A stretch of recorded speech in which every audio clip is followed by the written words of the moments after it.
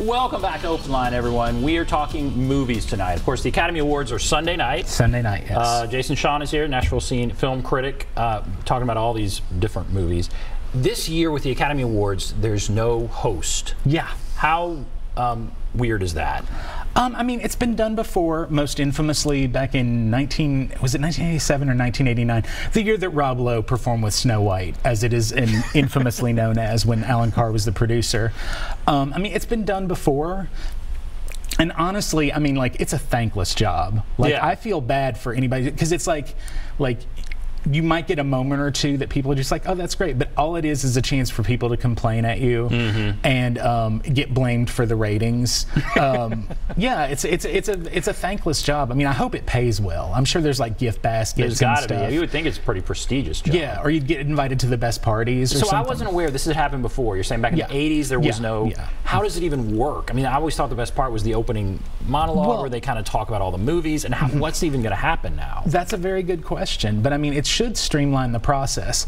This year's Oscars, there's been a lot of drama going back and forth. I mean, first with the whole will he or won't he with Kevin Hart, and then Ellen getting involved with that as to like him being a host, but then also up until recently they were going to take 4 awards and not even broadcast them and do them during commercial breaks, and there was an not an outrage, an uproar from the, from Hollywood's filmmakers themselves, just saying like, you're missing the point. And it does seem like the people who are who are producing the Oscar show, who are making the decision about this, they don't seem to really like the Oscars. Like, the thing about the Oscars is, yeah, it's never going to be the Super Bowl, but it's the highest rated non-sporting event, like, on a yearly basis. That's what it I thought. always It's huge is. ratings. I mean, we even talk about it on Open Line. I mean, that's how big it is. Well, yeah, and people who are going to watch the Oscars, they love, like long production numbers and like, the memorial to all the people who've died and stuff. It's like the idea of like, oh, we're going to hold it to a fast 3 hours. That's not appealing to people who actually want to watch the Oscars. It's like they're trying to change the program to appeal to hypothetical viewers. But it's like anytime you start doing that, you risk alienating the people who are actually devoted to what you're doing. And did they change that? Yes, they did. So they will still get They are still gonna the Shorts Awards and the like editing and cinematography. Yeah, I mean, the fact that they would go for editing and cinematography, I was just like, oh, there's going to be drama about this. Because I mean, it's like said they were going to do it, and now they backed off that. Yeah, okay, they're going to do that, which is good. I mean, it's if you're going to be about rewarding artistic achievement, then they should be shown. And then a huge rumor going around that Whoopi Goldberg could be a surprise host. I mean, do you think we're going to have a surprise host? I don't know if that's a huge rumor. I don't know. If it is, they've done a phenomenal job of keeping it secret. I mean, it's like I mean, it would be, same with like if Wendy Williams popped up and did it, because like she's been missing for a while. It's like, like there's all these possibilities, and I would love that. I mean, that's the whole thing, is that like, people love a dramatic surprise, and if you're gonna try and make the Oscars into something with more populist appeal, well then I'm fine with having a dramatic surprise. I mean, that's something like anytime, like last year at the Super Bowl when they like teased that new Cloverfield movie, and then all of a sudden as soon as the game was over, Netflix was like, and you can watch it right now. I mean, that was amazing. I would love to see more stuff like that, where it's just like, surprise, here it is. You knew it was coming, but you didn't know when, and here it is. Let's take a couple calls here. Alrighty. Evan, hello, Evan. Yeah. Go right ahead. What's on your mind? Well, I'd like to talk about Han Solo, the Young Adventurers. It was nice seeing how he met Chewbacca. It was nice seeing how he won the Soul Millennium Falcon. If they skipped ahead in storyline and just showed him as a smuggler for Jabba the Hutt, a more established Star Wars character, it would have been a stronger storyline. And given the movie success of Woody Harrelson, from a TV star in Cheers to movies like The Cowboy Way or the one about the magicians, unless he accepted a less than usual price for his part in the movie, that's money that's good spend for better effects. But then I haven't really liked the Star Wars film anyway, since Revenge of the Sith when Disney took it over. Well, there's been a lot of controversy about that. A lot of like. So we're talking. Let's clarify here. We're talking about the movie Solo. Yeah. And that's a Star Wars thing. Yeah. Part of the Star Wars it's thing. one of the spin-off films that they had, and there's been a lot of controversy since like Disney bought Lucasfilm and has sort of like taken over the shaping. That like Solo was most controversial because they fired Lord and Miller, Phil Lord and Christopher Miller, or Christopher Lord and Phil Miller. I'm getting their names wrong, but it's Lord and Miller. They fired them off of that because of the tone it was taking, and replaced them with Ron Howard, who like reshot like 70% of the film. Oh wow! And it was still enjoyable. I mean, it had a lobster gambler, like it had a human-sized lobster who played cards and gambled, and I was just like, you're gonna win my heart with a creative monster like that. So Solo, it's the backstory of Han Solo. Han Solo. I didn't see that. Yeah, no, I mean it's totally worth checking out. Okay, it's a lot of fun. All right. But I wish I could have seen Lord and Miller's version of it, especially after the two films that they were responsible for. They co-wrote and produced Spider-Man Into the Spider-Verse, which is up for an Oscar for animated film, and which is incredible. And then also the Lego Movie Part 2, which they wrote after they had directed the first one. And I mean, both of these films are incredibly creative. I've seen both of those. Taking existing intellectual properties and like exploring them in a way that is not, it's not like a toy commercial. It's like they're really getting at the issues of like how we relate to nostalgia and these things that people have grown up with. Like, they're incredible, and I wonder if like Disney is just like, we missed the ball with that.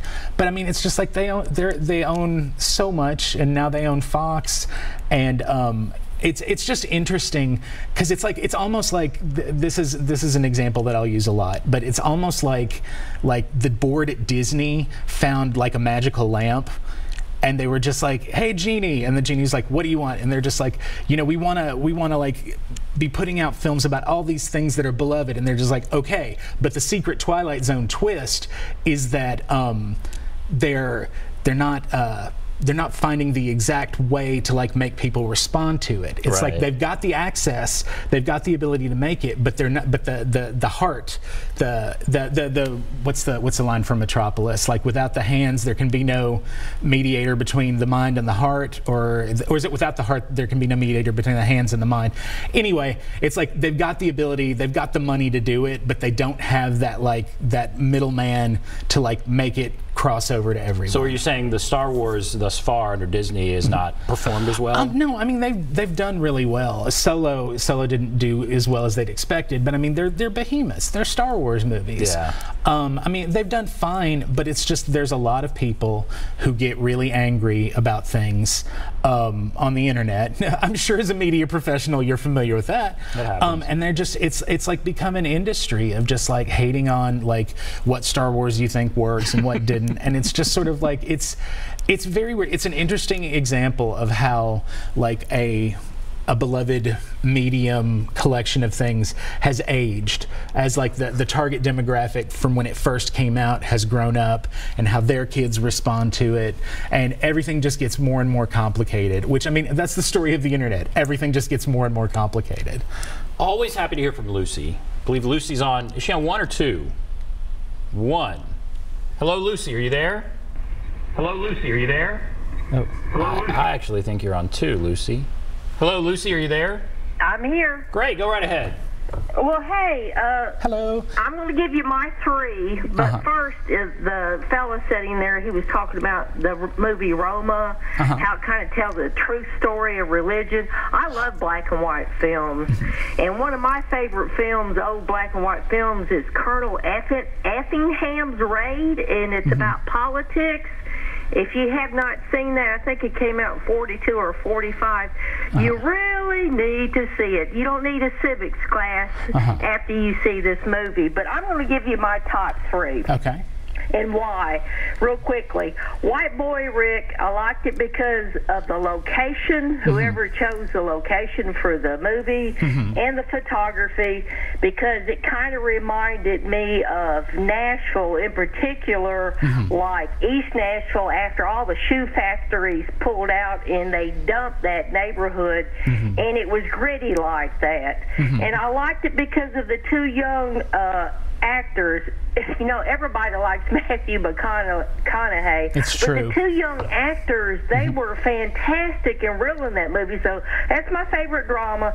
My favorite comedy, because I read the book, and is Black Klansman. And I still have a pulled muscle from watching that movie. I laughed so hard. I liked. I could see Spike Lee's kind of artsy, fartsy kind of thing in there, but it was funny to me. And I just saw this today. This is my favorite documentary. It's Fahrenheit 11/9, and I didn't know that Kellyanne Conway, Jared Kushner, Donald Trump, and Steve Bannon were, you know, friends of Michael Moore's.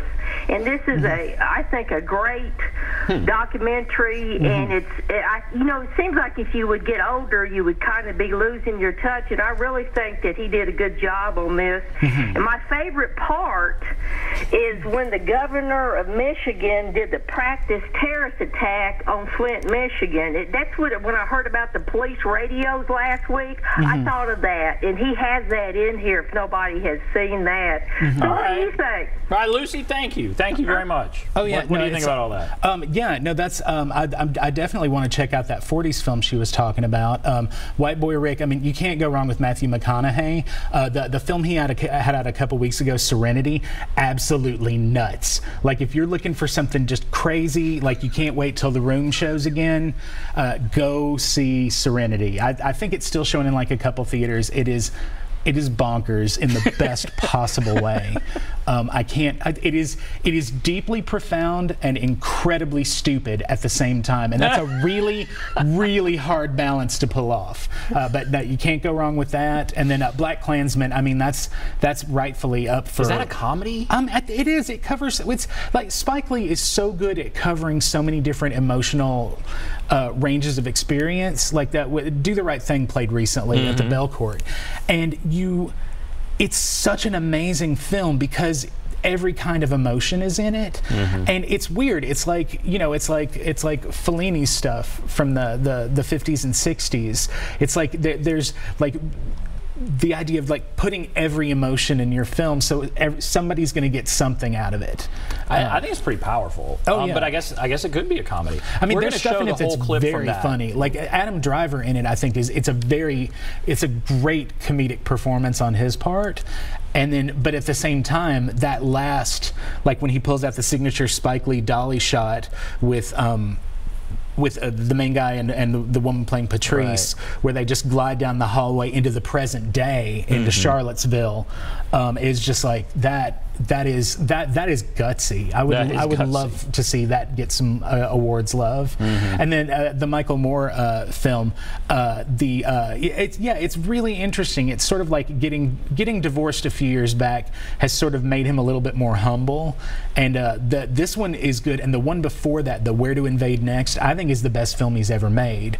I mean, it's really like it is a man who is chastened, who sort of learned from a lot of the criticism he's gotten from the public, but who also is like looking around at other ways of making things work in the world.